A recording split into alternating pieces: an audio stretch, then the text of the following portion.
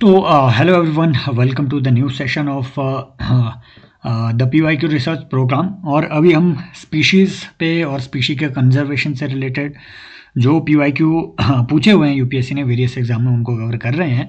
और last session में हम यहाँ तक चीज़ें देख चुके थे। और IUCN और साइट्स पे ये कंपैरेटिव क्वेश्चन था।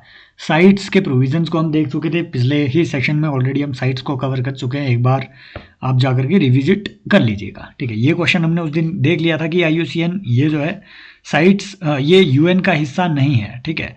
ये एक IUCN एक NGO है, इंटरनेशनल नॉन गवर्नमेंटल ऑर्गेनाइजेशन। और फिर IUCN पे आगे भी सवाल पूछे हुए हैं और IUCN के कुछ इंपॉर्टेंट इनिशिएटिव है, ठीक है, जिनको अभी हम कवर करेंगे। आगे एक दो सवाल इस पे और आएंगे, तो इसे एलिमिनेट करके आपका जो भी आंसर आता है 2 और 3, यस, साइट्स एक लीगली बाइंडिंग एग्रीमेंट है, लेकिन ये ऑटोमेटिकली किसी भी कंट्री के जो नेशनल लॉज हैं उनको रिप्लेस नहीं करती है, ठीक है।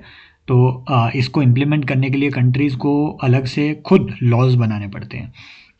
इसी कड़ी में इंडिया ने भी, हमने पिछले सेक्शन में ऑलरेडी देखा कि जो वाइल्ड लाइफ प्रोटेक्शन एक्ट है इसमें अलग से एक सेक्शन, इसका शेड्यूल 4 इसमें अलग से ऐड किया है, जिसमें कि साइट्स के जो अपेंडिसेस हैं, जो 3 अपेंडिक्स हमने पढ़े पिछले सेशन में, वो तीनों अपेंडिक्स इसमें कवर किए गए हैं, ठीक है। Appendix 1, appendix 2 and appendix 3। आगे चलते हैं। और बाकी हाँ, कुछ एक इम्पॉर्टेंट अमेंडमेंट्स भी आपको ध्यान में रखने हैं कि ठीक है, कि ये जो वाइल्ड लाइफ प्रोटेक्शन एक्ट है, इसमें apart from reducing the number of schedules from 6 to 4, कुछ इंपॉर्टेंट अमेंडमेंट्स भी हुए थे। फॉर एग्जांपल जो कैप्टिव एनिमल्स है, ठीक है, जैसे एलिफेंट्स को कैप्टिविटी में ग्रो करवाना अलाउ कर दिया गया है, ठीक है। एलिफेंट को ट्रांसपोर्ट करना फॉर रिलीजियस और any other purpose with a licence, ये भी अलाउ कर दिया गया है, ठीक है। और एक नया इंपॉर्टेंट प्रोविज़न ये डाला गया है कि अगर आप, ठीक है, अगर आप कोई भी मैनेजमेंट प्लान बनाते हो सेंचुरीज़ के लिए, जो कि स्पेशल एरियाज़ है ना, हमें फॉल करते हैं स्केड्यूल्ड एरियाज़ में, तो उसके लिए आपको कंसर्न्ड ग्राम सभा की अप्रूवल की ज़रूरत पड़ेगी, ठीक है। तो इस तरीके के कई नए प्रोविज़न इसमें लाए गए हैं। और जो वर्मिन का, ठीक है, वर्मिन को डिक्लेयर करना है, ये अथॉरिटी अब सेंट्रल गवर्नमेंट को दी गई है। ये स्टेट गवर्नमेंट के पास भी नहीं है। Central government by notification will declare vermins. So इस पर कोई स्केड्यूल 6 उसके लिए नहीं लाया गया है, ठीक है। तो आपको ये बातें ध्यान में रखनी है। आगे बढ़ते हैं। Which of the following protected areas is well known for conservation of sub species of Indian swamp deer? बारहसिंगा नाम से ही पता चल रहा है कि एक ऐसा, ठीक है, एक ऐसा डियर है, हिरण है जिसमें 12 सींग है। तो ये आपको कहाँ मिलेंगे? इंडियन स्वैम्प डियर की बात हो रही है। अब देखो जरा यहाँ पे आपको, थोड़ा इस तरीके से आप देखिए कि इसमें से आपको जो है स्वैम्पी एरिया कहाँ पे ज़्यादा मिलेगा, और इंडियन स्वैम्प डियर इनमें से किधर आपको देखने को मिल सकता है? कान्हा, मानस, मुदुमलई या फिर Tal Chhapar wildlife sanctuary? Answer is Kanha national park. 2020 का ये क्वेश्चन है, ठीक है। लेकिन देखो यहाँ पे चीज़ों को हम रटेंगे नहीं, एटलीस्ट हम इंडिया के कुछ इंपॉर्टेंट जो डियर के स्पीशीज़ हैं वो कहाँ कहाँ पाई जा रही है, उनके स्पीशी के बिहेवियर को हम यहाँ पे ज़रूर स्टडी करेंगे। तो ये एक स्लाइड है ना, मुझे एक जगह मिली है। इसके कुछ जो IUCN स्टेटस हैं ये उतने अपडेटेड नहीं थे, और एक दो को मैंने इसमें मॉडिफाई किया हुआ है। बाकी IUCN के स्टेटस को आपने इसमें रटना भी नहीं है। इनके बिहेवियर को, स्पीशी बिहेवियर को ध्यान में रखना है। जैसे अगर वो बोले कि कश्मीरी रेड डियर, जिसे हंगुल भी कहते हैं, तो ये हंगुल आपको इधर दाचिगम नेशनल पार्क में, इस एरिया में देखने को मिलेगा, ठीक है। तो ये दाचिगम नेशनल पार्क में आपको कश्मीर में हंगुल देखने को मिलेगा, एक ही जगह में है, ये क्रिटिकली एंडेंजर्ड है ये, ठीक है। और इम्पॉर्टेंट बात है कि ये रोरिंग करते हैं जब भी ये, ठीक है, जब ये इनकी मूवमेंट वगैरह होगी तो ये रोअर करते हैं, ठीक है, एकदम दहाड़ते हैं ये स्टैग्स। और अगली बात कि ये स्टैग जो है काफ़ी माइग्रेट करते हैं, समर में ऊपर चले जाएंगे, विंटर में नीचे चले आएंगे, ठीक है। तो ये बात आपको ध्यान में रखनी है कि माइग्रेटरी इनका नेचर है। इस तरीके की स्पीशी बिहेवियर से आपको वो सवाल पूछ सकते हैं। कश्मीरी स्टैग, ठीक है, हंगुल। एक और जो आपने स्टैग याद रखना है, दैट इज, है ना, योर हिमालयन मस्क डियर, ठीक है। तो ये एंडेंजर्ड कैटेगरी का है। इंपॉर्टेंट बात है कि ये ओल्फैक्शन के थ्रू, ये जो मस्क डियर है ये ओल्फैक्शन के थ्रू कम्युनिकेट करते हैं। अब ये ओल्फैक्शन क्या होता है, इट इज़, है ना, इसे हमने पीवाईक्यू में ऑलरेडी देखा भी हुआ है।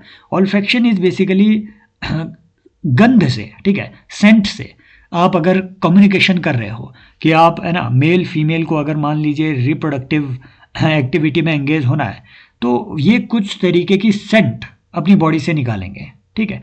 तो ये आपको थोड़ा ध्यान में रखना है कि हिमालयन मस्क डियर जो है ये ओल्फैक्शन के थ्रू कम्युनिकेट करते हैं, ठीक है। अगली बात आपको, ठीक है, एक और अगर आपको डियर याद रखना है, ये तो आपको ध्यान में रखना ही है, ठीक है। ब्रो एंटलर्ड डियर, ये वही है जिसे आप सांगाई डियर या फिर डांसिंग डियर कहते हैं, ठीक है। और ये आपको लोकटक लेक में देखने को मिलेगा, कैबुल लामजाओ नेशनल पार्क में। ये अकेला ऐसा डियर है जो कि वहाँ पे फ्लोटिंग आइलैंड्स पे, ठीक है, जो है कि, है ना, एडेप्टेड है उस पर्टिकुलर एरिया के लिए। और इसे डांसिंग डियर क्यों कहा जाता है, जब ये वॉक करता है तो एकदम ऐसे वॉक करता है कि हाँ लगता है मान लो कोई ग्रेसफुली डांस कर रहा हो, इसीलिए इसे डांसिंग डियर कहा जाता है। एक और चीज़ आपने याद रखनी है, hog deer. Hog deer endangered category का है गुरु, ये भी आपको लगभग पैन इंडिया में देखने को मिल रहा है। हॉग डियर भी आपको लगभग, ठीक है, पैन इंडिया में देखने को मिल रहा है। और ख़ास तौर पे, ठीक है, इस पर्टिकुलर जो एरिया है आपका, ठीक है, ये वाला जो एरिया है इधर आसाम में आपको ये देखने को मिल रहा है, नॉर्थ ईस्ट में देखने को मिल रहा है, ठीक है। और इधर आपके जो जो जो नॉर्थ इंडियन प्लेन्स है इनके जंगलों में आपको हॉग डियर देखने को मिलेगा, ठीक है। तो यहाँ ये एंडेंजर्ड कैटेगरी का है, इस पर्टिकुलर एरिया में ये देखने को मिल रहा है। सॉरी मैंने कह दिया था कि ये पैन इंडिया में देखने को मिल रहा है, एक्चुअली इस पर्टिकुलर एरिया में आपको ये देखने को मिल रहा है, ठीक है। थोड़े जो आपके जो मार्शी जो इस तरीके के लैंड्स हैं या फिर जो स्क्रब लैंड्स हैं वहाँ हॉग डियर आपको ज़्यादा देखने को मिलता है। एक है भैया ये अगर कोई बोले आपको कि माउस डियर, ठीक है, इंडियन माउस डियर, इसे आप इंडियन चेवरोटेन भी कहते हैं, ठीक है। ये स्मॉलेस्ट डियर की स्पीशी है, एकदम चूहे की तरह दिखती है, ठीक है। इसलिए मैंने आपको यहाँ पे फोटो लगा के भी रखा हुआ है कि भैया ये चूहे की तरह दिखने वाला इंडियन माउस डियर ये आपको लगभग इस पूरे एरिया में देखने को मिल रहा है, लगभग पूरे इंडिया में, है ना, पूरे सेंट्रल इंडिया में जो है ये पेनिनसुलर इंडिया में आपको देखने को मिल रहा है। Central India plus peninsular India में आपको ये पूरा जो है सीन इसका देखने को मिल रहा है। फिर आपका सांबर डियर है, ये तो सबसे ईजिली अवेलेबल डियर की स्पीशी है, लगभग पूरे इंडिया में ये आपको देखने को मिल रहा है। अगेन थोड़े सूखे से एरिया में घास वास हो जाए तो और बढ़िया है, डियर के लिए वैसे भी घास चाहिए ही होता है, ठीक है। तो ये थोड़ा आप ध्यान में रखें। स्वैम्प डियर ये स्वैम्पी मार्शी एरिया में देखने को मिलते हैं, बारासिंगा, और ये आपके सेंट्रल इंडिया में इधर ज़्यादा देखने को मिलेंगे स्वैम्प डियर, है ना। और ख़ास तौर पे आसाम में काजीरंगा के एरिया में भी ये आपको देखने को मिलेगा स्वैम्प डियर। ये देखो यहाँ आपको स्वैम्प डियर मिलेगा, इधर आपको स्वैम्प डियर मिलेगा, आसाम के इस एरिया में भी आपको स्वैम्प डियर मिल रहा है। तो स्वैम्प डियर पे उन्होंने ऑलरेडी सवाल पूछा हुआ है। डियर की स्पीशीज़ को बार बार वो ऑप्शन में दे ही देता है। बारासिंगा का ध्यान रखें कि बारासिंगा आपको लगभग इस पर्टिकुलर एरिया में देखने को मिल रहा है ना। कश्मीरी स्टैग या हंगुल आपको सिर्फ दाचीगम में मिल रहा है। ये ब्रो एंटलर डियर आपको बस लोकटक लेक में मिल रहा है, ठीक है, कैबुल लामजाओ नेशनल पार्क में। हिमालयन मस्क डियर आपको हाई हिमालयाज में ही मिल रहा है, राइट। सांबर डियर लगभग आपके पूरे पेनिनसुलर इंडिया में सांबर डियर आपको देखने को मिलेगा, ठीक है। तो ये कुछ बातें हैं जो आप ध्यान में रख सकते हैं इसके बारे में, राइट। बाकी बाकी इसमें मुझे ज़्यादा कुछ देखने को नहीं लगता है।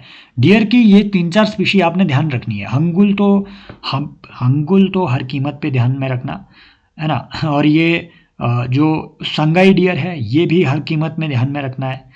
आपका जो हॉग डियर है इसे भी आप ध्यान में रखने की कोशिश करें।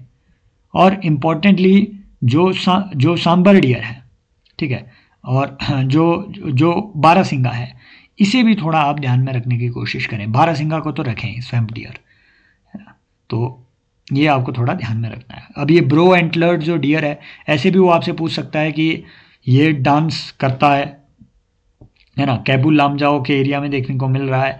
और इसके जो जो इसके एंटलर्स हैं, ठीक है, ये जो ऊपर के सींग है ये एकदम सेमी सर्कुलर शेप के होते हैं। ये कौन सा डियर है? तो ये सांगाई डियर है। ऐसे भी वो आपसे सवाल पूछ सकते हैं स्पीशी बिहेवियर पे। क्लियर? तो थोड़ा बहुत ध्यान में रखें। अगर मैं ये यूट्यूब में अपलोड कर रहा हूँ इस सेशन को, तो आप इस तरीके के सारे सेशंस को, है ना, UPSC CSC PYQ research programme में जाकर के एनरोल कर सकते हैं, ठीक है, और ये सारे सेशंस का वहाँ पे आनंद ले सकते हैं। This is one of the sessions, more than 60-65 sessions are already uploaded. PYQ का इसी तरीके से ऑप्शन लेवल एनालिसिस हम इसमें करते हैं, रिसर्च इसमें करते हैं, और ये होता जाएगा प्री तक होता जाएगा। Next, which of the following statements regarding the faunal resources in India are correct? High degree of endemism has been noticed in biodiversity hotspots of India. दूसरा कि of total biosphere, देखो ये 2024 का क्वेश्चन है CAPF में, of total biosphere reserves in India, Sundarbans has largest number of species and Nokrek has smallest number of species. Last year मैंने आपको बताया था मेघालय में दो चीज़ें आपने याद रखनी है। मेघालय में जाकर के किसी ने बाल नोच दिए, है ना, तो बाल फकरम और नोकरेक नोच दिए, बाल नोच दिए। मेघालय में जाकर के किसी ने किसी के बाल नोच दिए। नोकरेक और बाल फकरम ये आपको मेघालय में देखने को मिल रहे हैं। तो नोकरेक भाई, मेघालय तो एक ऐसी स्टेट है कि, है ना, जहाँ पे भर भर के बारिश होती है। अब हमें मालूम है कि अगर वहाँ पे आपका ट्रॉपिकल फॉरेस्ट इतना घना पाया जा रहा है, भर भर के बारिश हो रही है, तो भाई ऐसा तो नहीं होगा कि वहाँ स्मॉलेस्ट नंबर ऑफ स्पीशीज़ है। मतलब ये क्वेश्चन अटेम्प्ट करने के लिए आपको ये रटने की ज़रूरत भी नहीं है कि highest largest number of species कहाँ है और स्मॉलेस्ट नंबर ऑफ स्पीशी कहाँ पे पाई गई है। समझ रहे हो बात को?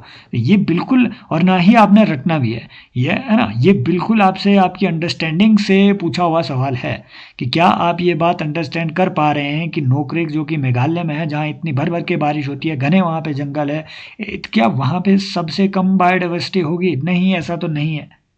डेजर्ट थोड़ी ना है वो, समझ रहे हो? So answer is 1. High degree of endemism has been noticed in biodiversity hotspots in India. There are actually, Indian जो सब कॉन्टिनेंट है इसमें 4 आपके बायोडाइवर्सिटी हॉटस्पॉट्स पाए जा रहे हैं।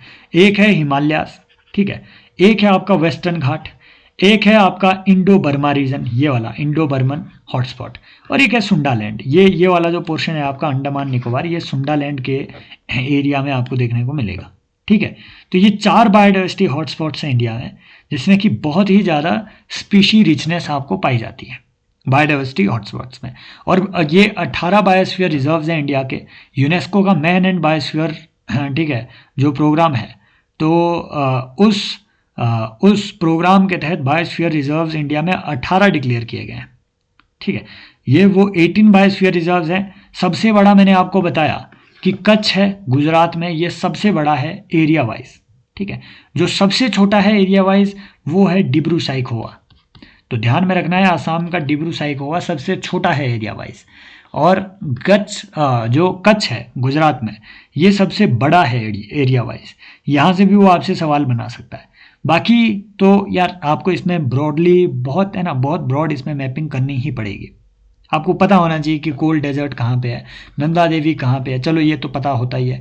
वैली ऑफ फ्लावर कहाँ है ये आप मुझे कमेंट सेक्शन में बताएंगे, है ना, हाँ। और पिन वैली कहाँ है ये आप मुझे कमेंट सेक्शन में बताएंगे। ऊपर से साइलेंट वैली कहाँ है ये भी आप मुझे कमेंट सेक्शन में बताएंगे, ठीक है। कुछ थोड़ा वो करें, है ना, अपना, हाँ, थोड़ा ब्रेनस्टॉर्मिंग इन चीज़ों पे करें, ताकि जो चीज़ें आप पढ़ रहे हैं ऐसा ना हो कि सिर्फ स्पून फीडिंग के थ्रू वो चीज़ें दिमाग में जा रही हो। No, active learning is always more helpful, ठीक है। दिहांग दिबांग पे पिछले साल, है ना, पिछले सेशन में हमने देखा कि एक और क्वेश्चन बना हुआ था दिहांग दिबांग पे, राइट। दिहिंग पटकाई भी जो है फिर आसाम में ये न्यूज़ में थी, दिहिंग पटकाई, तो इस पे भी सवाल बने हुए हैं। तो इस तरीके की चीज़ें, जो नई चीज़ें न्यूज़ में चल रही है वो आपको ध्यान में रखनी है। क्लियर? देन ये देखिए नोकरेक मेघालय में, यही वो मेघालय में नोकरेक और बाल फकरम आपने ध्यान में रखना है ना। ये सुंदरबन है, दुनिया का सबसे बड़ा आपका ये मैंग्रोव फॉरेस्ट भी है, ठीक है, सुंदरबन, है ना। गल्फ ऑफ मन्नार हो गया, अगस्त्य मलई, ठीक है, ये तमिलनाडु और केरला में आपको देखने को मिल रहा है अगस्त्य मलई टाइगर रिजर्व। नीलगिरी हिल्स ये 3 स्टेट्स में है, कर्नाटक में है, तमिलनाडु में है और केरल में है। अचानक मार अमरकंटक ये न्यूज़ में है, ठीक है, ये आपको ध्यान में रखना है। तो जो अचानक मार्ग नेशनल पार्क है ये आपको छत्तीसगढ़ में मिलेगा। अचानक मार अमरकंटक ये छत्तीसगढ़ और मध्य प्रदेश में फैले हुए हैं, ठीक है। पंचमढ़ी ये भी ध्यान में रखना है, मध्य प्रदेश में है। तो इनको अच्छे से एक बार ध्यान में रख लें, क्योंकि मैं इसलिए नहीं करा रहा हूँ, इसमें लगेगा आपके भाई टाइम, लगेगा टाइम। अच्छे से देख लो, शेषाचलम हिल्स कहाँ है, नल्लामाला हिल्स कहाँ है, ये सब चीज़ें देख लो।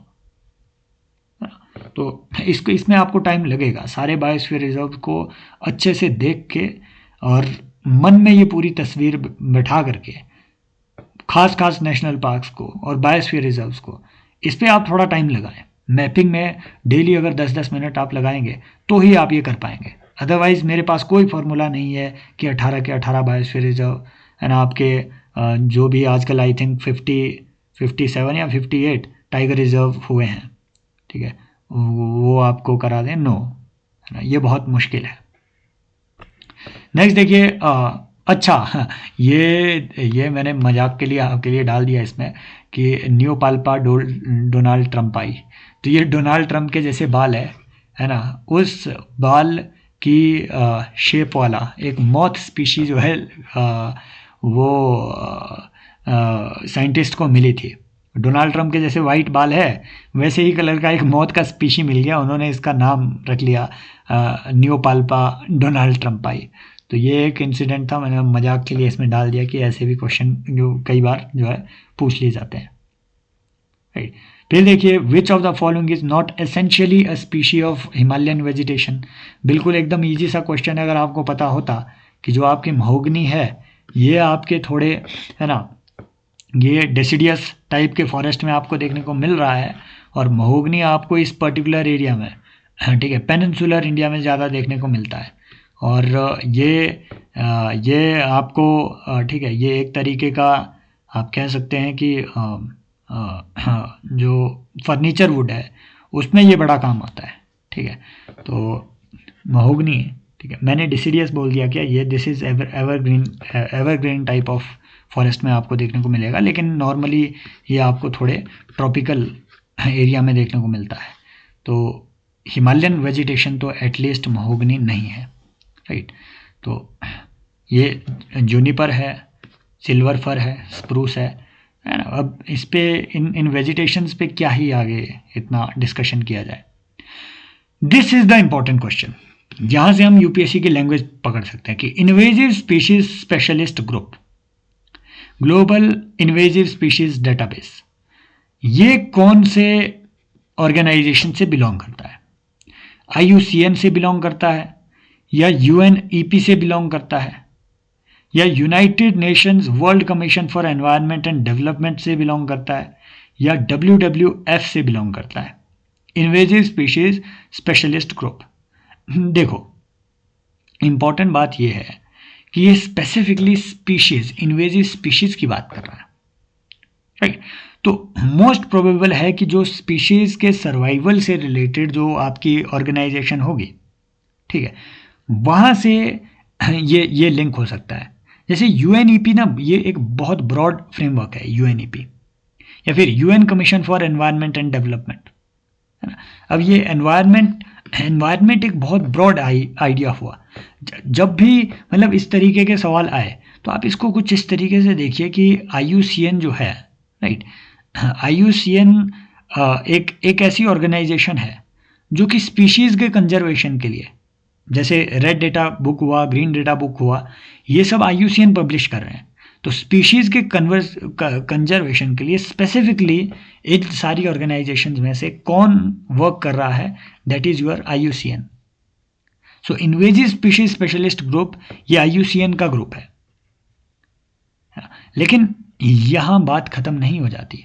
IUCN के कुछ इंपॉर्टेंट इनिशिएटिव्स हैं जहाँ से वो सवाल पूछ सकते हैं आपसे, है ना। ये क्लाइमेट क्राइसिस कमीशन एटसेट्रा, चलो ये तो अलग बात है।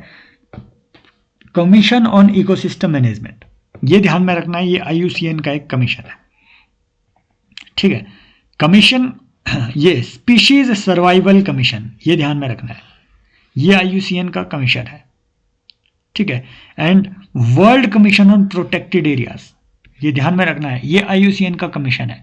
इन सब चीजों से वो आपसे सवाल बना सकता है कि ये कमीशन किसके हैं, ये ग्रुप किसका है, ये इनिशिएटिव किसका है। ये IUCN के इनिशिएटिव्स हैं, ठीक है। तो वन सेकेंड, हाँ, तो इससे आगे का देखिए, वो आगे का सवाल आपसे क्या पूछ सकता है। आगे का सवाल वो आपसे पूछेगा कि ये जो इन्वेजिव स्पीशीज स्पेशलिस्ट ग्रुप है ना, ये इस पे आपसे सवाल पूछ सकता है कि ग्लोबल इन्वेजिव स्पीशीज डाटाबेस कौन बनाता है। या फिर वो आपसे ये पूछ सकता है कि ग्लोबल रजिस्टर ऑफ, ठीक है, देयर इज अनदर रजिस्टर जो कि ये तैयार करता है, that is your global register of introduced and invasive species, introduced and invasive species, ठीक है। तो ये जो ग्लोबल रजिस्टर है of introduced and invasive species, ये भी आपका यही species invasive species specialist group यही तैयार करता है, ठीक है। तो ये आपको थोड़ी बातें ध्यान में रखनी है। फिर देखिए यूएनईपी से रिलेटेड है ना, कुछ एक जो रिपोर्ट्स वगैरह रहती है आपके, ठीक है, ठीक है, हाँ, जो एमिशन गैप रिपोर्ट हुआ, ठीक है, इस तरीके की जो रिपोर्ट्स हैं ये और आपके जैसे ठीक है, जो डिफरेंट बाकी रिपोर्ट्स हैं, अभी मैं कईयों के नाम बोल रहा हूँ, इसमें एग्जैक्टली याद नहीं कर पा रहा हूँ। तो ये यूएनईपी के कुछ इनिशिएटिव्स हैं, आपको है ना ध्यान में रखने हैं। फॉर एग्जांपल जैसे एक बार उन्होंने सवाल पूछ लिया था कि सस्टेनेबल बिल्डिंग क्लाइमेट इनिशिएटिव ये किसका इनिशिएटिव है, सो दैट इज़ यूएनईपी का इनिशिएटिव। और सस्टेनेबल बिल्डिंग क्लाइमेट इनिशिएटिव में भी, ठीक है, एक जो सस्टेनेबल बिल्डिंग कोड है वो तैयार किया गया है। तो इन सारी चीज़ों से वो आपसे सवाल पूछ सकता है कि ठीक है, SBCI ये इनिशिएटिव किसका है, सस्टेनेबल बिल्डिंग कोड, हाँ, ठीक है, ये किसने तैयार कर रखा है एक, ठीक है। ये कॉमन कार्बन मैट्रिक पे उन्होंने सवाल पूछा हुआ है कि कॉमन कार्बन मैट्रिक जो कि सस्टेनेबल बिल्डिंग क्लाइमेट इनिशिएटिव के अंडर ही तैयार किया गया है, ये कॉमन कार्बन मैट्रिक्स ये किसने तैयार किया है, ये यूएनईपी का इनिशिएटिव है, ठीक है। यूएनईपी ने इसे सस्टेनेबल बिल्डिंग क्लाइमेट इनिशिएटिव के तहत तैयार किया हुआ है। तो ऐसी चीज़ों पे वो आपसे सवाल पूछ सकते हैं, राइट। वो आपसे ये भी पूछ सकते हैं कि जो आप अर्थ आवर बनाते हैं, अर्थ आवर सेलिब्रेट करते हैं, वो कौन सेलिब्रेट करवाता है, ठीक है। इन सब चीज़ों से वो आप, है ना, मान लो वो यहीं से आपको अगर मैं स्टेटमेंट दे दूँ, आप मुझे बताएं कि इनमें से कौन सी ऑर्गेनाइजेशन है जो कि आपका, हाँ, ठीक है, जो आपका लिविंग प्लैनेट इंडेक्स ये जारी करता है, तो आप मुझे कमेंट सेक्शन में वो बताएंगे, ठीक है। ये सारी रिपोर्ट्स आपको ऑप्शन लेवल पे देखनी है, और जो आपने तैयार किए हुए हैं साथ में थोड़ा थोड़ा उसका आइडिया लेते जाएं। मैं रिपोर्ट्स और इंडेक्सेस को इसलिए पढ़ने के लिए ज़्यादा आपको नहीं कहता हूँ क्योंकि यूपीएससी का अब ये ट्रेंड नहीं रहा है। वो आपसे पूछ लेता है वर्ल्ड टॉयलेट ऑर्गेनाइजेशन पे, अब है ना, वो आपसे नहीं पूछ रहा है कि ये एमिशन गैप रिपोर्ट ये क्या यूएनईपी इशू कर रहा है या नहीं कर रहा है ना। वो आपसे प्रोडक्शन गैप रिपोर्ट ये सब चीज़ें नहीं पूछ रहा है। इनफैक्ट जहाँ जहाँ गैप रिपोर्ट आए ना, गैप रिपोर्ट, इसका गैप, उसका गैप, एमिशन का गैप, उसका गैप, नॉर्मली ये सब ही यूएनईपी के इनिशिएटिव है, गैप वाले। यूएनईपी में बहुत गैप है, तो IUCN के इनिशिएटिव को ध्यान में रखना है। स्पीशीज सर्वाइवल कमीशन बोले तो स्पीशीज के लिए स्पेसिफिकली IUCN काम कर रहा है। World commission on protected area अगर वो बोले तो याद रखना है UNEP नहीं है, IUCN का ये world commission on protected areas. So आप लोग ज्वाइन कर सकते हैं प्रीलिम्स का पंचनामा कोर्स, और ये सारे सेशंस आपको इसी पर्टिकुलर कोर्स में इस तरीके के सेशंस देखने को मिलेंगे। PYQ के थ्रू चीज़ें रिवाइज करने का हमारा ये इनिशिएटिव है। अगेन जितना हो सकता है उतना हम इसमें कर रहे हैं, राइट। फिर देखिए बोन कन्वेंशन पे सवाल पूछा हुआ है कि CMS which is known as Bonn Convention is under the aegis of UNEP aims to conserve the migratory species throughout their range, ठीक है। दूसरी बात ये कह रहा है कि India is not a part of the convention. तो आपको इसका, ठीक है, आंसर बताना है कि CMS is this under the aegis of UNEP? No, CMS UNEP के अंडर साइन नहीं हुई है। It is a different intergovernmental convention जो कि मोर देन 132 गवर्नमेंट्स ने आज तक ये साइन की है। इनफैक्ट सारी गवर्नमेंट्स जो है, सारी गवर्नमेंट्स इसको साइन नहीं भी की है, ठीक है। जो बड़ी बड़ी कंट्रीज है जैसे यूएसए हो गया, कनाडा हो गया, चाइना हो गया, रशिया हो गया, ये सारी कंट्रीज इसको ना रेटिफाई किए हैं ना इसके लिए पार्टी हैं। India definitely is a party to this. 1983 के तहत है ना के आसपास जो है आपकी बोन कन्वेंशन ये साइन हुई थी। It is an inter governmental convention जो कि वेरियस माइग्रेटरी बर्ड्स को प्रोटेक्ट करने के लिए अपना काम करती है ना। दो इसके अपेंडिक्स है, अपेंडिक्स 1 एंड अपेंडिक्स 2।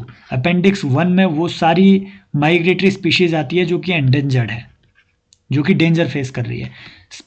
जो इसका अपेंडिक्स 2 है, इसमें वो माइग्रेटरी स्पीशीज आती है जो स्पेसिफिकली एंडेंजर्ड ना हो, लेकिन जिनके कंजर्वेशन के लिए मोर देन 2 कंट्रीज के एफर्ट्स की ज़रूरत लगे, ठीक है। तो इस तरीके के माइग्रेटरी बर्ड्स, इस तरीके के माइग्रेटरी स्पीशीज को ये कवर कर रहा है।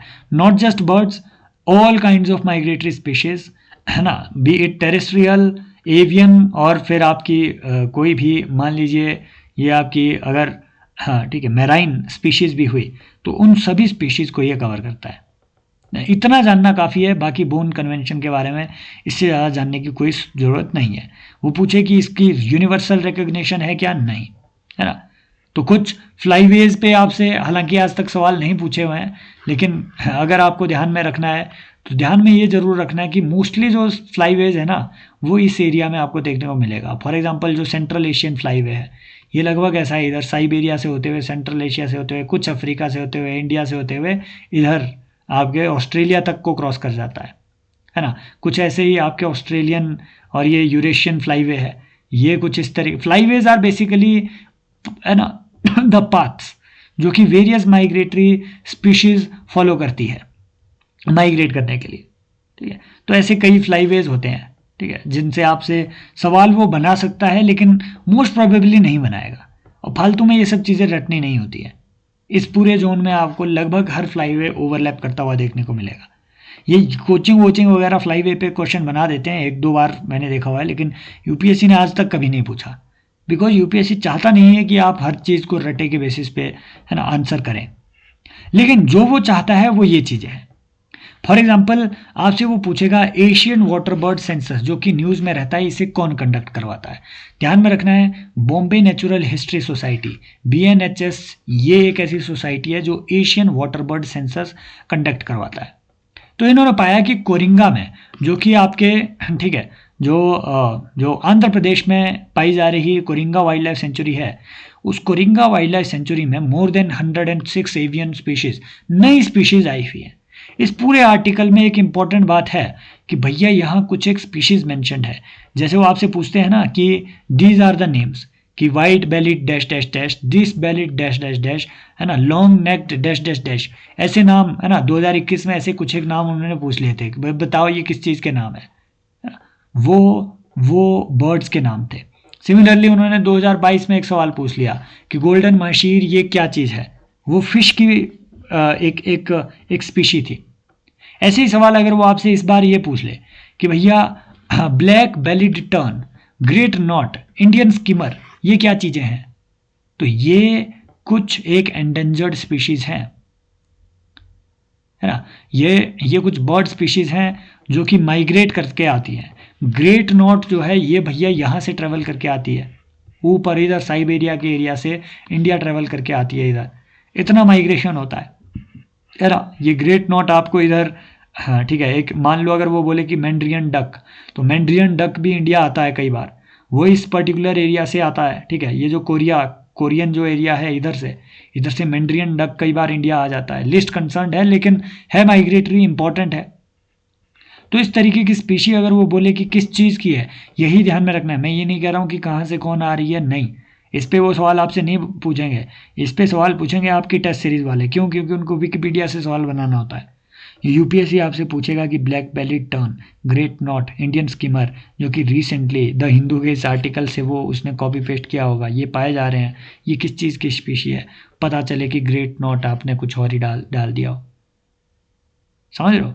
ये एक कैलिड्रिड स्पीशी है, ये एक बड़े गैलिड्रेट पक्षी होते हैं उसकी ये स्पीशी है। बस इतनी ध्यान में रखनी है, बाकी ज़्यादा इसमें रखने की कोई उतनी ज़रूरत नहीं थी। Himalayan range is very rich in species diversity. Which of the following is most appropriate reason for this phenomenon? It has high rainfall that supports luxuriant vegetative growth. It is, है ना, अगर ऐसा होता तो वो हिमालयन रेंज की जगह western घाट इसमें डालते, लेकिन वो भी चलो वो भी तो स्पीशी डाइवर्सिटी में है नंबर 1। लेकिन आगे देखते हैं कि it is confluence of different biogeographical zones, exotic and invasive species have never been introduced to this region ना, it has less human interference biogeographical zones, नहीं, एक्चुअल में ऐसा नहीं है कि it has less human intervention, भैया इस यहाँ हिमालयस में भी इंटरवेंशन बढ़ रहा है। दूसरी बात, ऐसा बहुत मुश्किल होगा कि एग्जॉक्टिव या फिर कोई इन्वेजिव स्पीशी यहाँ आई नहीं होगी। स्पीशीज डाइवर्सिटी ज़्यादा होने का क्या कारण है भैया, यहाँ डिफरेंट बायोजियोग्राफिकल जोन्स मिल रहे हैं। हिमालयाज ऐसे हैं, कई जगह बहुत ऊंचे हैं, कई जगह इतने नीचे हैं, तो यहाँ वाली जो वेजिटेशन है ये अलग होगी, अल्पाइन वेजिटेशन अलग होगी, टैगा टाइप की है ना, अल्पाइन टुंड्रा वेजिटेशन अलग रहेगी। दैट मीन्स यहाँ डिफरेंट बायोस्फीयरिक जोन्स हैं, बायोजियोग्राफिकल जोन्स हैं, इनकी अलग अलग टेम्परेचर है, अलग अलग कंडीशंस हैं। इसी को हमने पढ़ा था पिछले सेशन में, हम्बोल्ट्स एनिग्मा, ये न्यूज़ में रहता है। हम्बोल्ट्स एनिग्मा क्या कहता है ना, नॉर्मल ऑब्जर्वेशन हमारी ये है कि अगर ये इक्वेटर है तो इक्वेटर के चारों तरफ, इक्वेटर के दोनों तरफ सबसे ज़्यादा बायोडाइवर्सिटी होनी चाहिए, सबसे रिच बायोडाइवर्सिटी इक्वेटर पे होनी चाहिए और इक्वेटर के दोनों तरफ होनी चाहिए। बट हम्बोल्ट, अलेक्जेंडर हम्बोल्ट, जिन्होंने साउथ अमेरिका पे बहुत ज़्यादा अपनी रिसर्च का एक इम्पॉर्टेंट हिस्सा साउथ अमेरिका में उन्होंने अपना स्पेंड किया। हम्बोल्ट एनिग्मा ऑलरेडी हम पढ़े हुए हैं, मैं जस्ट रिवाइज कर रहा हूँ। तो यहाँ कई चीज़ें हैं, जैसे हम्बोल्ट माउंटेन है वो इधर आपको देखने को मिलेगा, हम्बोल्ट करंट है इधर आपको देखने को मिलेगा। ऐसे ही हम्बोल्ट ने चिम्बोराजो और कोटोपैक्सी, ठीक है, ये जो आपके माउंटेन्स है, ठीक है, यहाँ पे चिम्बोराजो और कोटोपैक्सी में इन्होंने अपने बड़े एक्सपेरिमेंट्स किए थे। उन एक्सपेरिमेंट्स में इन्होंने पाया कि भैया माउंटेन जो इकोसिस्टम है even with in the tropical zone, वहाँ पे भी जो माउंटेन इकोसिस्टम है ये ज़्यादा रिच है compare to your low altitude tropical regions, जहाँ पे ज़्यादा बारिश है ना। लो अल्टीट्यूड ट्रॉपिकल रीजन जहाँ पे ज़्यादा बारिश होती है, जहाँ कंपैरेटिवली इंसोलेशन बेटर है, जहाँ कंपैरेटिवली ह्यूमिडिटी बेटर है, तो स्पीशीज़ तो वहाँ ज़्यादा होनी चाहिए।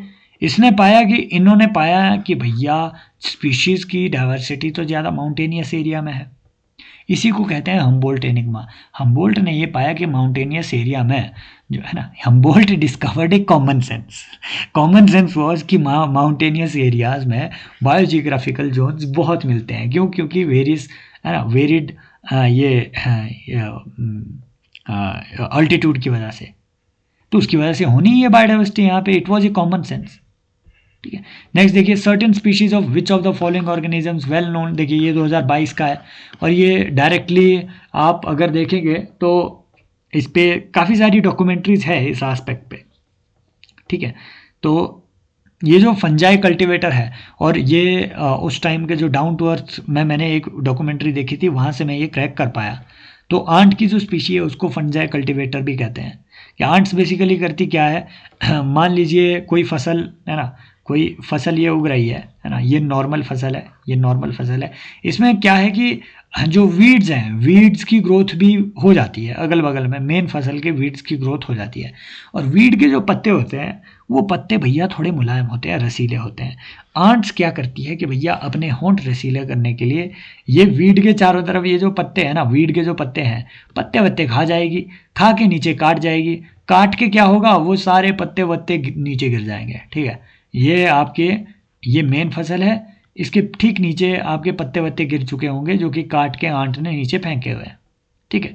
दूसरी बात, इसका जो एक्सक्रीटा है उसमें भी है ना पोटाशियम वगैरह भर के रहता है।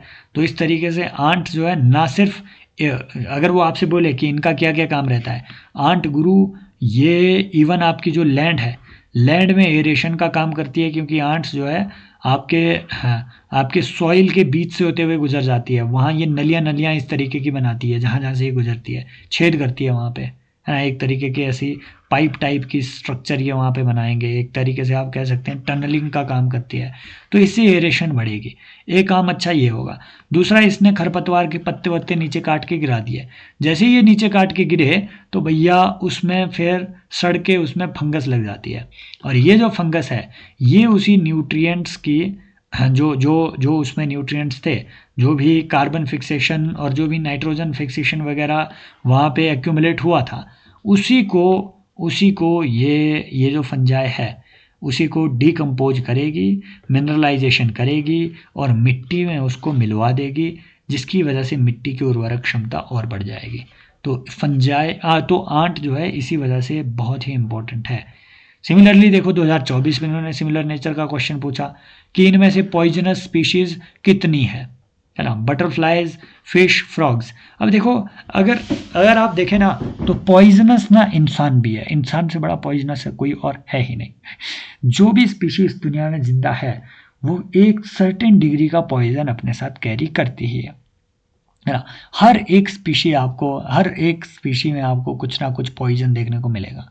फ्रॉग्स, फिश है ना, बटरफ्लाइज एट्सेट्रा। फिश में ही बोलें तो जेली फिश, ये तो पॉइजनस होती है, स्टिंग होता है इनमें, स्टिंग उसमें, ठीक है। फ्रॉग्स पॉइजनस होती है, बहुत सारी फ्रॉग्स आपकी है ना। बटरफ्लाइज पॉइजनस होती है, ठीक है। हाँ, कोई मोनार्क टाइप की बटरफ्लाई देख लेना, वो बहुत पॉइजनस होती है कई बार। तो अगर इसमें कोई भी, मान लो इसमें क्रैब लिख दिया होता, कॉकरोच डाल दिया होता, स्पाइडर डाल दिया होता, उसमें भी एक ना एक स्पीशी ऐसी मिलेगी।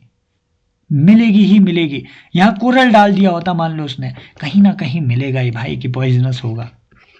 इसे रॉन्ग, कि इसमें से किसी भी एक पार्ट को रॉन्ग दिखाने के लिए है ना, इसको मतलब उल्टा पढ़िए कि frogs do not have any poisonous species, sense बनेगी नहीं। ये प्रूव करने के लिए आपको सारी फ्रॉग पढ़नी पड़ेगी। क्या पता कल को एक फ्रॉग कहीं से निकल आए और बोले कि नहीं मैं तो पॉइजनस हूँ, आपने तो वहाँ मार्क कर रखा है कि ये नॉन पॉइजनस है। अगले दिन मार्क करने के अगले दिन फ्रॉग की एक स्पीशी आ जाए जो पॉइजनस है, समझ रहे हो। तो यूपीएससी के एग्जामिनर का ये जो दुविधा है, दुविधा को अंडरस्टैंड करके भी हम बहुत सारी चीज़ें अपनी बेटर कर सकते हैं। जैसे देखिए 2012 का ये सवाल है ना, 12 का ये सिमिलर नेचर के, देखिए वो सवाल आपसे पूछ रहे हैं कि इनमें से कौन सी चीज़ है जिसको आप बायोपेस्टिसाइड के तौर पे यूज़ कर सकते हैं, है ना, कि बैक्टीरिया है, फंजाई है या फिर फ्लावरिंग प्लांट्स हैं। भाई लगभग हर एक स्पीशी को आप है ना, हर एक ग्रुप में आपको कुछ ना कुछ बायोपेस्टिसाइड देखने को मिलेगा। पेस्टिसाइडल प्रॉपर्टीज आपको लगभग हर जगह देखने को मिलेगी। फॉर एग्जांपल बैक्टीरिया में जो आप बीटी कॉटन उगाते हैं, है ना, बैसिलस thuringiensis, इस तरीके की जो बैक्टीरिया है, ये क्यों, इसका जीन क्यों आप बीटी कॉटन में डाल रहे हैं, क्योंकि इसमें पेस्टिसाइडल प्रॉपर्टी है ना, वो पेस्टिसाइड प्रोड्यूस करने की क्षमता रखता है। फंजाई, बहुत सारे फंगाई है ना, फंगाई तो ये पैदा ही इसलिए हो रही है कि ताकि पेस्ट को ये मार सके। बहुत सारी मेजॉरिटी ऑफ फंगस जो है ये जहरीला होता है। सिमिलरली बहुत सारे फ्लावरिंग प्लांट्स भी हैं, फॉर एग्जांपल लेंटाना कमारा, इसका भी एक पेस्टिसाइड, बायोपेस्टिसाइड के तौर पे यूज़ होता है। तो ऐसी चीज़ों से आपसे, लेंटाना एक बेसिकली एक एक फ्लावरिंग प्लांट है ना, इसको आपके जो जानवर है उसे नहीं खाते हैं, इन्वेजिव स्पीशी है इंडिया में ये लेंटाना को। अगर एक बार आप देखें, मैं कल जब भी हम इन्वेजिव स्पीशी वाला वो जो देखेंगे उस टाइम में वो सारी 5-6 इन्वेजिव स्पीशीज इंपॉर्टेंट जो है उनको कवर उसमें करवाऊंगा ज़रूर। तो लेंटाना भी उसमें से एक आएगा, उसमें भी बायोपेस्टिसाइडल प्रॉपर्टीज़ है। कुछ बायोपेस्टिसाइड अगर आपने ध्यान रखने हैं, जैसे बैक्टीरिया में बीटी हो गया, बैसिलस thuringiensis, इस तरीके के। फिर फंजाई, फंगस है ना, फंगस भी बहुत सारे नाम आपने याद नहीं रखने हैं, बस ऐसा याद रखना है, फंजाई भी बायोपेस्टिसाइड के तौर पे यूज हो सकते हैं। जैसे प्लांट हो गए, नीम ऑयल है ना, नीम ऑयल एक अच्छा बायोपेस्टिसाइड के तौर पे काम किया जाता है। गार्लिक से एक्सट्रैक्ट जो आपका निकलता है, इट इज़ अ बायोपेस्टिसाइड, ठीक है। ऐसे ही बायो फर्टिलाइजर, आपने ये स्लाइड ध्यान में रखना, कसम से बहुत इंपॉर्टेंट है। बायो फर्टिलाइजर कि भैया बायोलॉजिकल एजेंट जो है ना, जो कि आपके फर्टिलाइजर के तौर पे आप यूज़ कर सके। जैसे नाइट्रोजन साइकिल में आपने इनमें से बहुत सारे बैक्टीरियाज को, ठीक है, देखा होगा, सुना होगा इनके बारे में। राइजोबियम, ये एक ऐसा बैक्टीरिया है जो कि लेग्यूम्स में पाया जा रहा है, उनकी रूट्स में ये डेवलप होता है। राइजोबियम नाइट्रोजन फिक्सिंग बैक्टीरिया है। एरोबिक बैक्टीरिया है, एरोबिक दैट मीन्स है ना, एरोबिक बैक्टीरिया है। एरोबिक मीन्स कि भैया ये आपके ऑक्सीजन की प्रेजेंस में ही काम कर पाएगा। एजोटोबैक्टर एंड एजोस्पेरिलियम, एजोटोबैक्टर जो है ये एक फ्री लिविंग बैक्टीरिया होते हैं, ठीक है। नाइट्रोजन फिक्सिंग बैक्टीरिया ये भी है, फ्री लिविंग होते हैं, दैट मीन्स किसी लेग्यूम में ये नहीं मिलेंगे, फ्रीली ये सॉइल में मिल रहे हैं। दूसरी बात, ये भी एरोबिक है। लेकिन अगर वो बोले कि क्लोस्ट्रीडियम, क्लोस्ट्रीडियम, ये क्लोस्ट्रीडियम जो है ये अनएरोबिक बैक्टीरिया है। आपने इसका नाम सुना होगा नाइट्रोजन फिक्सेशन के साइकिल में। तो क्लोस्ट्रीडियम भी अगर वो बोले, है ना, फ्री लिविंग मिल रहा है, अनएरोबिक है, ऑक्सीजन की एब्सेंस में भी ये नाइट्रोजन का फिक्सेशन कर सकता है। देन कुछ इस तरीके के बैक्टीरिया एसिटोबैक्टर हो गए, फ्री लिविंग है ना। Mycorrhiza, mycorrhiza is very important. इससे वो आपसे बहुत अच्छे क्वेश्चन बना सकते हैं कि माइकोराइजा का बेसिकली पर्पज़ क्या है। पर्पज़ बेस्ड क्वेश्चन वो आपसे पूछ सकता है, ठीक है। माइकोराइजा नाम से पता चल रहा है कि mycorrhiza it is basically a fungus जो कि रूट्स में, प्लांट के रूट्स के साथ सिम्बायोटिक रिलेशनशिप। अगर आपको कभी भी बागवानी करने का मौका मिले तो किसी बागवान से पूछना कि ये जो आप पौधा लगा रहे हो इसमें जो आपने माइकोराइजा साथ में अंदर डाला, इसका पर्पज़ क्या है। पर्पज़ ये होता है कि जो प्लांट की रूट है, रूट के साथ ये फंगस है ना, जो आपको रूट में कई बार अच्छे से देखना, प्लांट के रूट को देखना, ये जो रूट के अंदर रेशे रेशे बहुत पतले आपके है ना, आप पाएंगे कि हाँ, जो एकदम फाइबर टाइप के बहुत पतले जो स्ट्रक्चर होंगे, मतलब जड़ों में भी जड़ें, जड़ों में भी जड़ें, उन जड़ों में जो आपके फाइबरस स्ट्रक्चर्स हैं वो ये माइकोराइजा के होते हैं। वो एक्चुअल में एक फंगस होता है जो कि प्लांट से उससे भोजन ले लेता है। दूसरी बात, रिटर्न में प्लांट को क्या देता है, न्यूट्रिएंट एब्जॉर्प्शन। ये सॉइल से न्यूट्रिएंट एब्जॉर्ब करके प्लांट की जड़ों तक पहुंचाता है माइकोराइजा। तो ये भी एक सिम्बायोटिक रिलेशनशिप होती है। ब्लू ग्रीन एल्गी है ना, साइनोबैक्टीरिया, ये 2021 का PYQ है कि इनमें से नाइट्रोजन फिक्सेशन कौन कौन करता है, ऐसा ही सवाल पूछा हुआ था। Cyanobacteria, blue green algae, right. अगली बात, फ्रेंकिया वगैरह, ये है ना नाइट्रोजन फिक्सिंग बैक्टीरिया है। पिछले सेशंस में भी ऑलरेडी हम ये सब चीज़ें देखे हुए हैं। तो अगर आपको ध्यान में रखना है तो अब इसी में हम पूरा नाइट्रोजन फिक्सेशन का साइकिल भी लगभग कर चुके हैं, क्योंकि नाइट्रोजन फिक्सेशन में यही होता है, एयर से नाइट्रोजन खींचो, ये सारे जो बैक्टीरिया है ये फिक्स करके देंगे। फिर नाइट्रीफाइंग बैक्टीरिया होगा कुछ, है ना, नाइट्रीफाइंग बैक्टीरिया होगा, ये उसी नाइट्रोजन को नाइट्रीफाई करके आपके देंगे, ठीक है। उसको अमोनिया में ये तब्दील करेंगे, ठीक है, उसको, हाँ। फिर आपको ध्यान में रखना है कि जब एक बार ये सॉइल में मिल गया उसके बाद एक डीनाइट्रीफाइंग बैक्टीरिया भी होता है जो कि फिर उसी अमोनिया को वापस जो एटमॉस्फेरिक नाइट्रोजन है उसमें कन्वर्ट करके एटमॉस्फेयर में रिलीज करवा देता है। तो यही आपका साइकिल है और लगभग यही बैक्टीरिया आपको उसमें रोल प्ले करते हुए देखने को मिलेंगे। इम्पॉर्टेंट बात है कि एक फर्न होता है, बेसिकली फर्न तो क्या, ये भी एक बैक्टीरिया ही है, एजोला, ये बैक्टीरिया ही होता है एक तरीके का, है ना। इसी को मस्कीटो फर्न भी कहते हैं। ये एक एक्वेटिक प्लांट है ना। कई लोग इसे प्लांट की स्पीशी में कंसिडर करते हैं, कई लोग इसे एक बैक्टीरियल स्पीशी, है ना, एक वीड टाइप का ये रहता है। ये भी एक बायो फर्टिलाइज़र के तौर पे यूज़ किया जाता है। इसे मॉस्किटो फर्न कहते हैं। क्यों? क्योंकि ये इस तरीके की शेप का होता है। देखिए, जहाँ पे भी ये उगता है तो एक दिन के अंदर 24 घंटे के अंदर ये अपना जो कार्बन फिक्सेशन है इसको डबल कर सकता है। अपना जो भी इसने, ठीक है, जो भी इसका कार्बन बजट है उसको डबल कर सकता है। दैट मीन्स कि इसका बायोमास ये डबल कर सकता है, खुद को इतना एक्सपेंड कर सकता है 24 घंटे के अंदर। तो जहाँ भी ये पैदा होगा, ये एजोला, तो उस पर्टिकुलर पानी में ये, ठीक है, ये ऊपर से पूरी एक लेयर बना देता है। और मच्छर जो है ना, देयर इज दिस मिथ कि भैया कोई भी मच्छर इस पर्टिकुलर लेयर को जो ये इसने बनाया हुआ है, इसको कोई भी मच्छर भेद नहीं पाता है और पानी में जाकर के अपने अंडे नहीं दे पाएगा, जिसकी वजह से इसको कंसिडर किया जाता है कि यस, मॉस्किटो के जो लार्वा है उसके डेवलपमेंट को ये डेटर ज़रूर करता है। पिछले साल उन्होंने वो उस पर क्वेश्चन पूछ लिया था, क्या कहते हैं वो, अरे मैं उसका नाम भूल गया, देयर वाज दिस बैक्टीरिया जो कि, अरे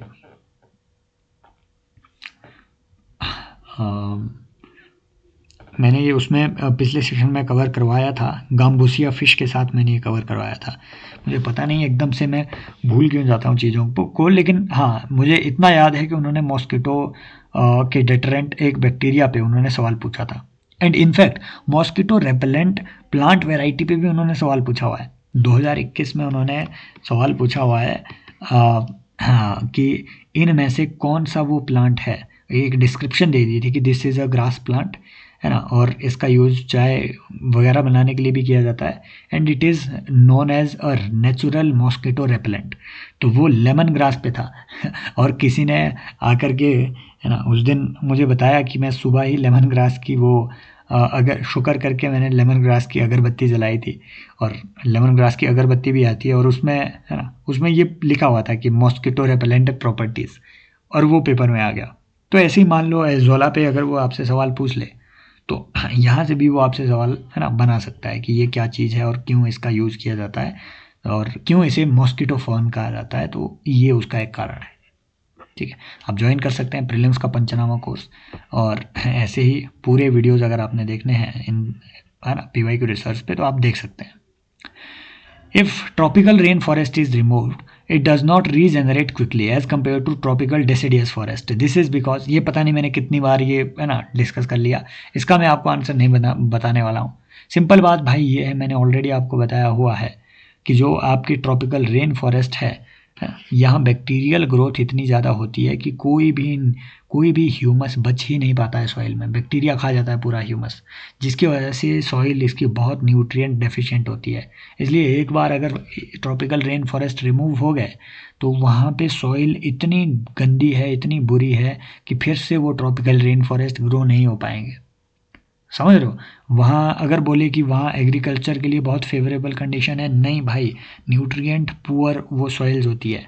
तो ये इस साल ये देखिए 2023 में भी सिमिलर नेचर का एक क्वेश्चन पूछा हुआ था, ट्रॉपिकल रेन फॉरेस्ट पे ही आया हुआ था, डिस्क्रिप्शन दे दी थी कि this is the characteristic of a forest, बताओ कि कौन सा फॉरेस्ट है, तो यही था वो ट्रॉपिकल रेन फॉरेस्ट। नेक्स्ट देखिए, विच of the following groups is most abundant in terms of number of species identified, है ना, फंगस हो गया, ग्रीन प्लांट हो गए, बैक्टीरिया हो गए, इंसेक्ट हो गए, बताओ सबसे ज़्यादा। देखो ये नंबर ऑफ स्पीशी के टर्म्स में आपसे पूछ रहा है, so that is insect. Insect की सबसे ज़्यादा स्पीशीज आज तक जो है डिस्कवर की गई है ना, आइडेंटिफाइड स्पीशीज इंसेक्ट की सबसे ज़्यादा है, क्लियर। लेकिन बायोमास पे वो डिफरेंटली आपसे सवाल पूछ सकता है। याद रखना है, दुनिया में जो टोटल बायोमास है, टोटल बायोमास, सबसे ज़्यादा बायोमास सोचो किसका होगा, ग्रीन प्लांट्स का होगा, ग्रीन प्लांट्स का होगा, सबसे ज़्यादा बायोमास इनका है। उसके बाद इंसान नहीं आते हैं, जानवर नहीं आते हैं, उसके बाद गुरु आपका बैक्टीरिया आता है, फिर आपका फंगस आ जाता है।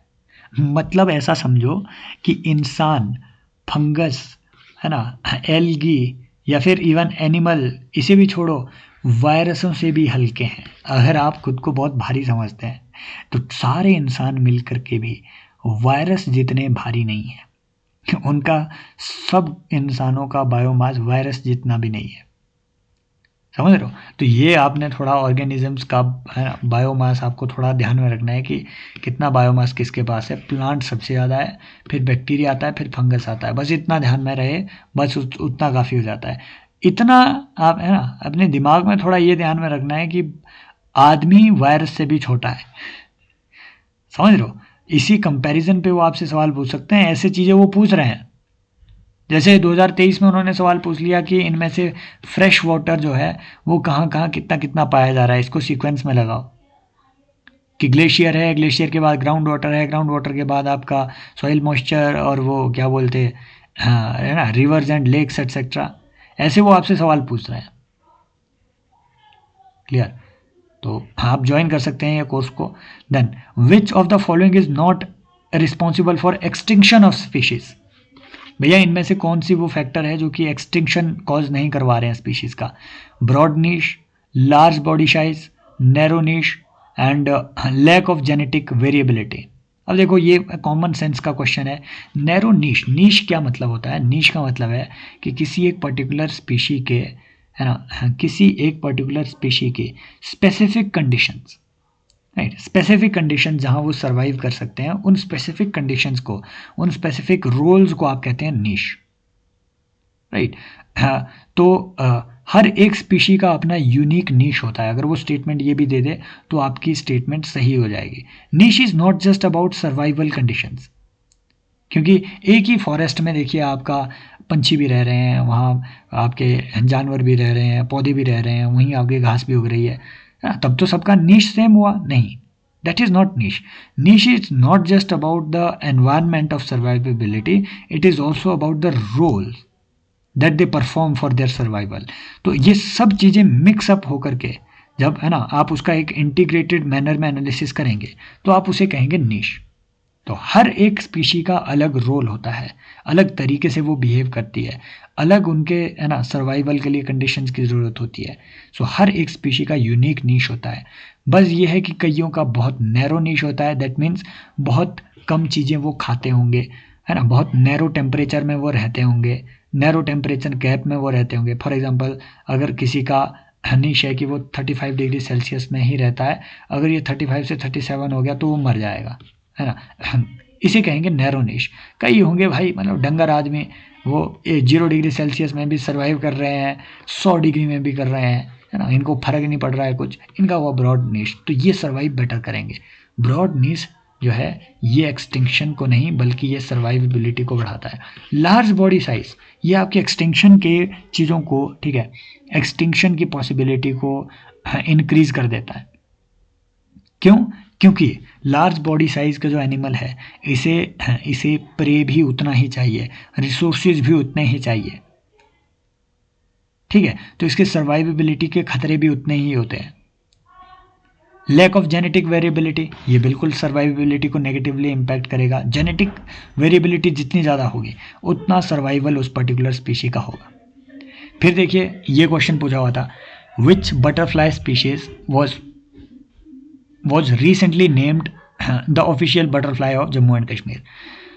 ये सारी बटरफ्लाइज पढ़ने की ज़रूरत नहीं है, ठीक है, जैसे नोबल्स हेलन इन्होंने पूछा, केसर हिंद, है ना, blue Duke, blue Pence, answer is blue Pence, है ना, हर चीज़ याद रखने की ज़रूरत नहीं होती है, लेकिन एटलीस्ट अगर वो आपसे पूछे ये नाम नोबल हेलन और केसर हिंद ये न्यूज़ में थे, अगर वो आपसे ये नाम पूछ ले कि ये किस चीज़ के नाम है, तो ये ध्यान में रखना है कि ये बटरफ्लाई के नाम है। केसर हिंद तो बहुत ज़्यादा न्यूज़ में था, ये आपको अरुणाचल में देखने को मिल रहा है, ठीक है, नामदफा नेशनल पार्क में आपको ये देखने को मिलती है ये तितली।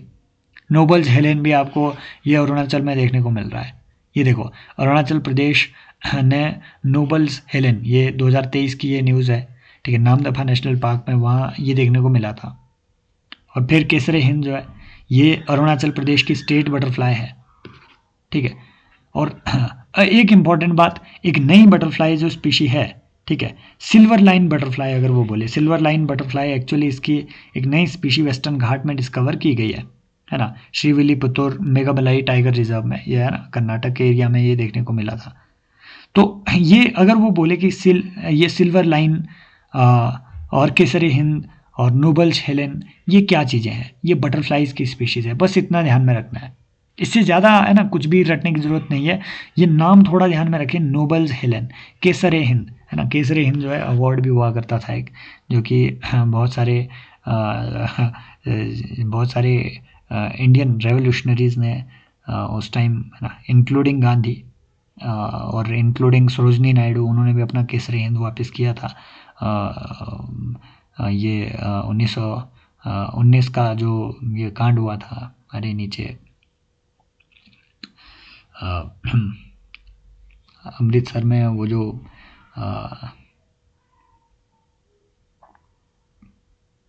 जलियांवाला बाग कांड हुआ था उसके विरोध के रूप में केसरी हिंद को कई सारे, ठीक है, नेशनल जो स्टॉलवर्ट फिगर्स उस टाइम की रही है, पॉलिटिकल फिगर्स, उन्होंने वापस करवाया था। हाँ, तो ये तो अलग बात है, लेकिन अगर अब आपसे पूछे कि केसर हिंद या फिर नोबल्स हेलेन या फिर सिल्वर लाइन ये किन स्पीशीज़ के नाम है? ये बटरफ्लाई के स्पीशीज़ है। सिल्वर लाइन तो एक प्रोजेक्ट भी, आप मुझे कमेंट सेक्शन में बताएंगे ये किस चीज़ का प्रोजेक्ट है और ये कहाँ चल रहा है। फिर देखिए ये अगेन लॉजिकल क्वेश्चन है यूपीएससी का ये, और ये कह रहा है कि due to some reasons if there is a huge fall in the population of species of butterflies what could be its likely sequences. अच्छा, अगर किसी ने चाइना में जो माओ जेडोंग ने अपना एक कैंपेन चलाया था, नो पेस्ट कैंपेन उन्होंने चलाया हुआ था, और स्पैरोज को मारने के लिए भी उन्होंने कैंपेन चलाया, जिसकी वजह से दुनिया का अब तक का सबसे बड़ा भूखमरी, सबसे खराब भूखमरी माओ जेडोंग के गलत डिसीजन की वजह से हुआ चाइना में। उन्होंने सारे स्पैरोज को मारने के लिए प्राइजेस रख दिए। माओ जेडोंग को किसी ने बताया, मतलब कि ऐसे चलते चलते माओ जेडोंग ने पूछा अपने एडवाइज़र से कि देखिए हमारे पास इतनी ज़मीन है फिर भी हम अपना गेहूँ क्यों इंपोर्ट कर रहे हैं, अपना अनाज क्यों इंपोर्ट कर रहे हैं, हम अपना अनाज खुद क्यों नहीं उगा सकते। तो किसी ने बोल दिया होगा माओ को कि चिड़िया खा जाती है साहब, तो माओ ने डिक्लेयर कर दिया कि चिड़िया मारी जाएगी आज से, और सबको चिड़िया चूहे इनको मारने के प्राइजेस रख दिए। कंट्री में एम्प्लॉयमेंट बन गया वो चिड़िया चूहे मारना, समझ लो। तो ऐसा काम हुआ कि भैया जब हाँ ये चीज़ें बची ही नहीं, चिड़िया नहीं बची, तो उसकी वजह से पॉलिनेशन नहीं हो पाया आपकी। हाँ, इम्पॉर्टेंट बात यह है कि जो टिड्डे हैं, टिड्डों की संख्या बढ़ गई क्योंकि चिड़िया उसे खा जाते थे, टिड्डे बढ़ गए, टिड्डों ने साफ कर दिए पूरे। और टिड्डे किसी को नहीं मालूम है तो जो लोकस्ट है उन्हें टिड्डा कहते हैं, है ना। तो वो जो टिड्डे हैं, टिड्डों ने सारी ज़मीनें साफ कर दी, सारी फसलें साफ कर दी, और चाइना में आ गया अकाल 2 साल के अंदर। फिर जो उनका प्रोफेशन था अब वो उनकी मजबूरी बन गई। अब माओ ने डिक्लेयर किया कि इन नेशनल इंटरेस्ट आप सब लोग अब तक जो कीड़े मकोड़े मार रहे थे अब आप वो खाएंगे, और तब से ये ज़्यादा फैशन चाइना में चला हुआ है कीड़े मकोड़े खाने का फॉर प्रोटीन, है ना। उन्हें और कुछ मिला नहीं तो कीड़ा खा लिए। तो ये बात है ना। अगर वो स्टोरी आपको पता होती तो लगभग यहाँ से आपका क्वेश्चन ये बन ही जाता कि pollination of some plants could be adversely affected, होगा ही, क्योंकि अगर बटरफ्लाई नहीं होगी तो पॉलन कैसे ट्रेवल करेगा इधर से उधर दूसरे फूल में। दूसरा, there could be some drastic increase in fungal infections of some cultivated plants, ठीक है। अब देखो ये जो ड्रास्टिक इंक्रीज है ये है एक एक्सट्रीम स्टेटमेंट है भी। दूसरी बात, ऐसे हमें एविडेंसेस नहीं मिले हैं कि बटरफ्लाइज फंगल इन्फेक्शन को खा जाए या फिर फंगल इन्फेक्शन को कंट्रोल करती हो, समझ रहे हो। मतलब ऐसे एविडेंसेस नहीं मिले हैं कि बटरफ्लाई आती हो और फंगस को खा जाती हो। बटरफ्लाई क्या करती है, वो रस निकालती है, नेक्टार निकालती है आपके उससे, फूलों से रस चूसती है वो। ऐसा सुना कभी कि आके के वो मशरूम खा गई, बटरफ्लाई आई बैठी और मशरूम खा गई हमारे, नहीं, है ना। तो नॉर्मली ये देखा नहीं गया है। तो बटरफ्लाई अगर मर भी गई तो मशरूम जीते रहेंगे, समझ रहे हो। Then it could lead to fall in population of some species of wasp, spiders, birds. हाँ बर्ड्स खाती है भाई, बटरफ्लाइज खाती है बर्ड्स, स्पाइडर्स, है ना। तो इनकी जो पॉपुलेशन है ये फॉल हो सकती है क्योंकि इनको बटरफ्लाई खानी पड़ती है। तो 1 और 3 इज द आंसर। ये आज पता नहीं बाहर कौन दिवाली मना रहा है, आपको अगर आवाज़ आ रही होगी तो यही है, नगरी है ऐसी, इसमें हम कुछ कह नहीं सकते हैं। फिर देखिए सिमिलर नेचर का फिर से उन्होंने क्वेश्चन पूछा, विच of the following species can establish symbiotic relationship. 2021 में देखो अतरंगी क्वेश्चन पूछे हुए हैं, कैन इस्टेब्लिश सिम्बायोटिक रिलेशनशिप। अब जाकर के एग्जामिनर आए और वो प्रूव कर दिखाए कि कोई भी नाइजीरियन में कैपेसिटी ही नहीं है सिम्बायोटिक रिलेशनशिप इस्टेब्लिश करने की, वो सेंस बनेगी। या कोई भी बोले कि फंजाई जो फंगस है वो सिम्बायोटिक रिलेशनशिप इस्टेब्लिश नहीं करती है, आकर के कोई बोल के दिखाए, मैं थप्पड़ मार के उसका मतलब मुंह टेढ़ा ना कर दूं। क्यों? क्योंकि हमने अभी पढ़ा है, अभी ऊपर पढ़ा हमने कि माइकोराइजा नाम की चीज़ है जो जड़ों में पाई जा रही है पौधों के, वो एक फंगस होता है। प्रोटोजोआ करता होगा भाई कहीं ना कहीं, हर चीज़ याद रखने की जरूरत नहीं है। लैंग्वेज को पकड़िए, कैन इस्टेब्लिश पूछा हुआ है ना, उल्टा करके पढ़िए जरा इसे कि no protozoa in the world can establish symbiotic relationship. Sense बनती है क्या? नहीं। दुनिया में कोई ना कोई तो होगा, इतनी सारी स्पीशीज होती है, एक तो होगा। तो आपको ये चीज़ें जानने की ज़रूरत नहीं होती है। ये आपने देखा ना, ऐसे कितने क्वेश्चन ऊपर पूछ लिया उन्होंने। ये देखो, ये सारे क्वेश्चन इसी नेचर के थे कि how many of the above species, है ना।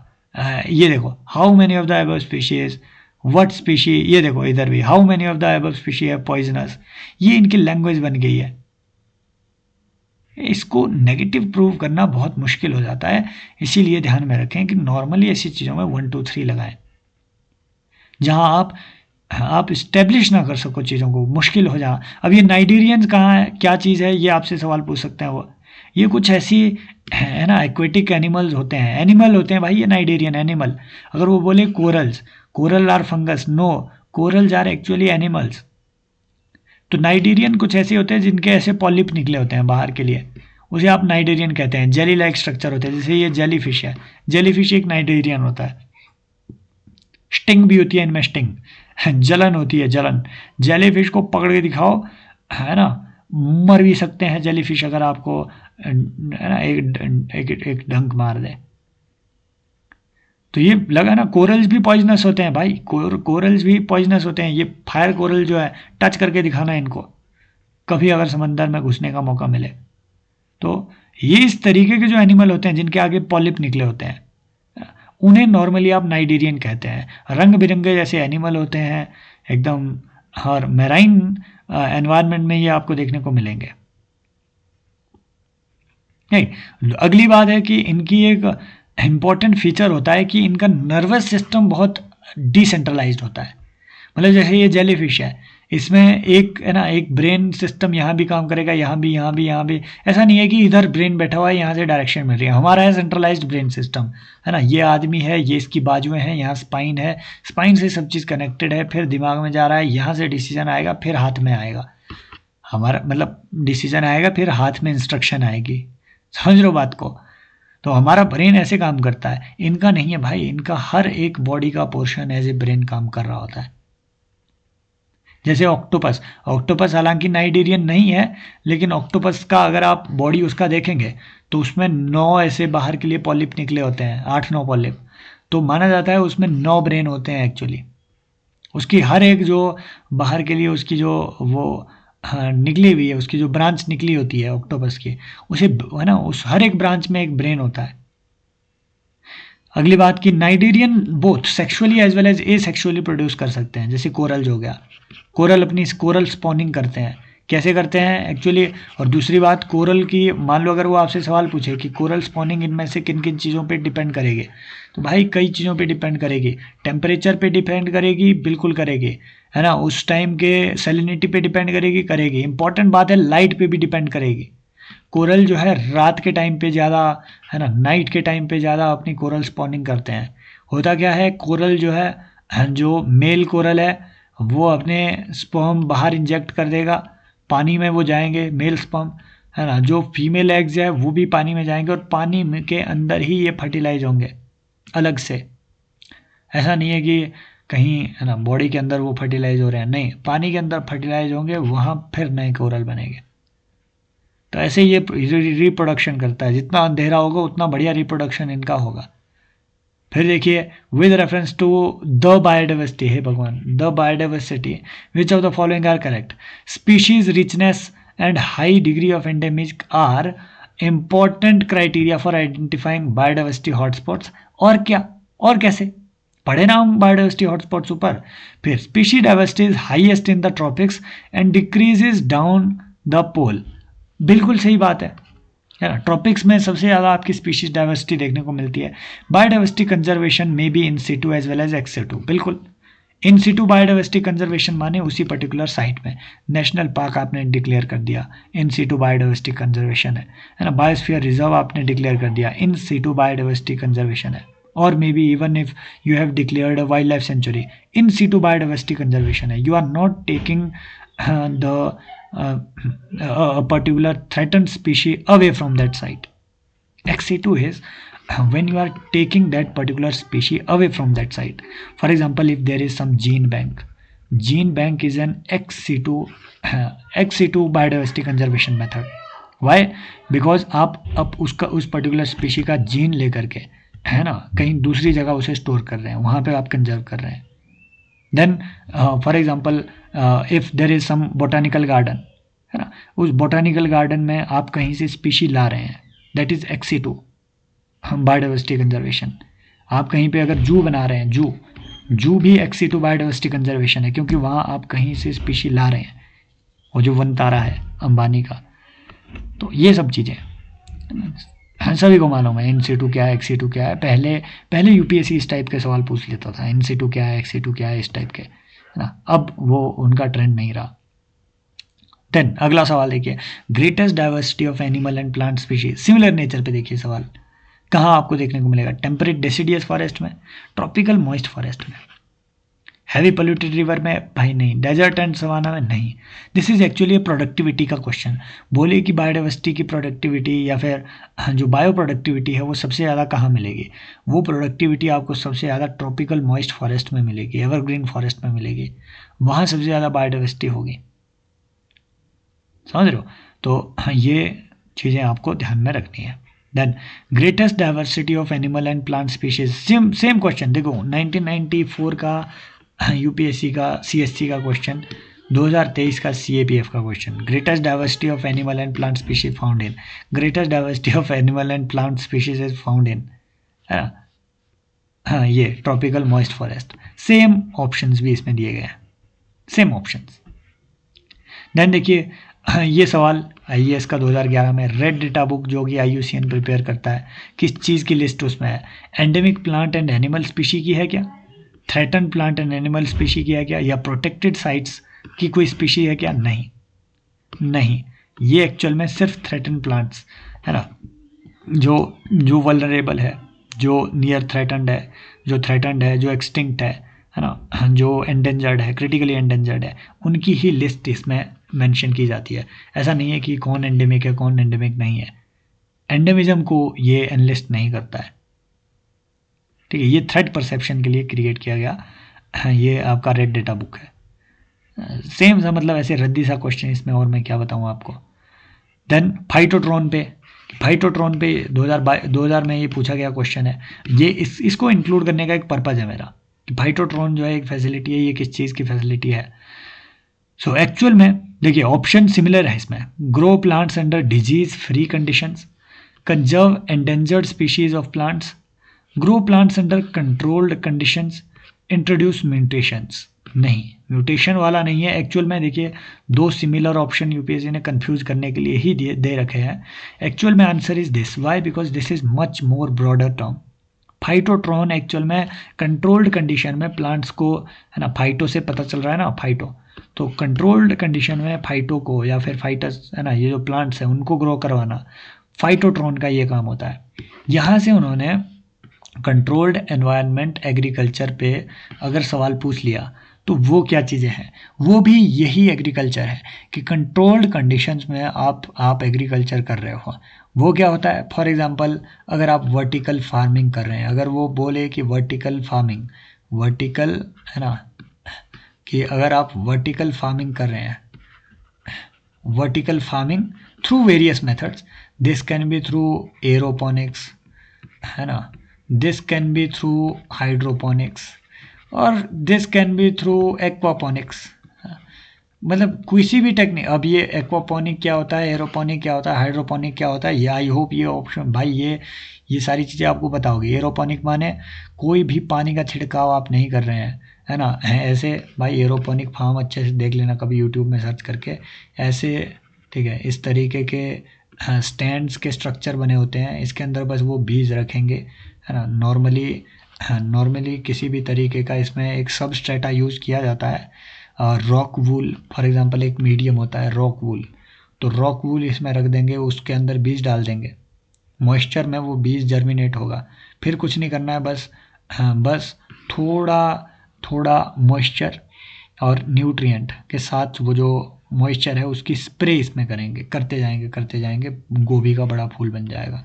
कोई मिट्टी नहीं, कोई पानी नहीं, बस स्प्रे किया जाएगा एक तरीके से, गैस पानी का जो मॉइस्चर इसमें छिड़का जाएगा, बस पानी पूरा करने के। सेम काम हाइड्रोपोनिक्स में, है ना, पानी के थ्रू होता है, जो वाटर है सिर्फ वाटर में न्यूट्रिएंट डिलीवर करवाए जाएंगे, फर्टिगेशन करवाई जाएगी, है ना, कोई सॉइल नहीं लगेगी, पानी से ही आप जो है पूरी सब्जी बनाया जा रहा है। एक्वापोनिक्स में एक्चुअली कुछ नहीं होता है, एक्वाकल्चर आप साथ में कर रहे हैं, मीन्स फिश आप एक डब्बे में उगा रहे हैं, इधर आप फिश उगा रहे हैं, मान लो इस टब में, है ना, ये फिश होगी, मान लीजिए एक ये फिश है, और फिश का जो एक्सक्रीटा हुआ ये भी तो कहीं ले जाना है, इसमें भारी नाइट्रोजन होता है भाई, भारी फॉस्फोरस भी होता है, बस इसको ट्रीट करना बाकी होता है। तो इसको ट्रीटमेंट के लिए इसमें कुछ बायोफिल्टर लगते हैं। बायोफिल्टर मतलब कोई बैक्टीरिया इसमें हम डाल देंगे अंदर, वो बैक्टीरिया इस फिश एक्सक्रीटा को थोड़ा डिकम्पोज करेगी, है ना, थोड़ा ब्रेक डाउन करेगी। फिर ये जो फिश एक्सक्रीटा जब ब्रेक डाउन हो गया, फिर ये पूरा पानी घुमाया जाएगा। ये मान लीजिए ये आपका हाइड्रोपोनिक्स का फार्म है, यहाँ पौधे लगे हुए हैं, यहाँ पौधे लगे हुए हैं, यहाँ पौधे लगे हुए हैं।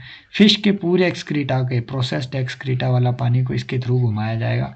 जो भी न्यूट्रिएंट होंगे ये पौधे उससे ऊपर उसे एब्जॉर्व कर लेंगे, है ना, और वो फ्रेश पानी वापस इसी में चलता जाएगा। इसी को रीसर्कुलेटिंग एक्वाकल्चर सिस्टम भी कहा जाता है। समझ रहे हो, मतलब प्लांट ने इसकी गंदगी पी ली और प्लांट भी ग्रो हुआ, ये भी ग्रो हुए, फिश भी बेच रहे हैं लोग, ये भी बेच रहे हैं लोग। एक ओनली ड्रॉबैक ये होती है इस तरीके की एग्रीकल्चर की, ये सारी एग्रीकल्चर टेक्निक्स की, लाइट बहुत ज़्यादा लगती है इसमें। एग्रीकल्चर में लाइट बहुत, अगर बोले कि जीरो कार्बन फुटप्रिंट है, नहीं भाई, इलेक्ट्रिसिटी लगती है, पंपिंग करनी पड़ती है, लाइट आपको मेंटेन करनी है, टेम्परेचर मेंटेन करना है, ये इसकी ड्रॉबैक होती है। कॉस्टली तो होती है लेकिन प्रोडक्शन बहुत हाई होती है। तो कभी अगर आपके पास बहुत पैसा हो जाए, 1-2 करोड़ अगर लगाना हो कहीं, तो ये फार्म में लगा लेना, बढ़िया पैसा बनेगा गुरु। बाकी नेक्स्ट सेशन में मिलते हैं, ठीक है। इसके साथ जो है ना, जो अभी तक की कुछ स्पीशीज़ हैं इनको हम बहुत अच्छे से कवर किए हैं।